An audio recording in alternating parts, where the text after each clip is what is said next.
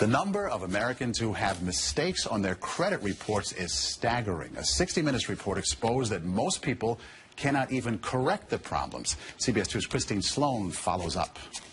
Meg Pasternak says a mistake on her credit report nearly destroyed her credit.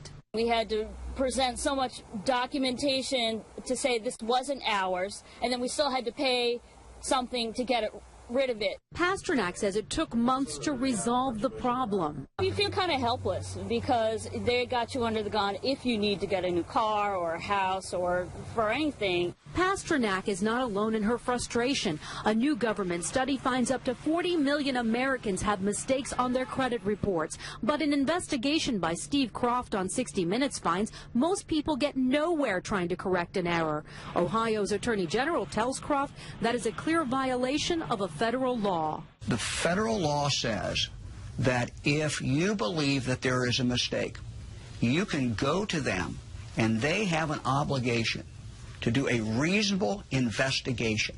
They're not doing a reasonable investigation. End result, if we're successful, is a deletion of that record from your credit report. The credit pros in Newark help people fight agencies like TransUnion and Experian. All the information they receive from a customer, they translate it into a code. They don't forward the letter and the proof of payment to the creditor. They just forward the 3-digit code. So the best way to protect yourself? Go directly to the creditor rather than going to the credit bureau themselves. Another good habit to get into, check your credit report periodically to make sure there are no changes.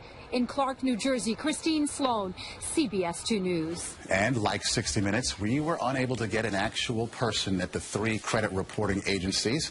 60 Minutes was referred to the spokesperson for the agencies, who provided a statement citing an industry-sponsored survey that showed 95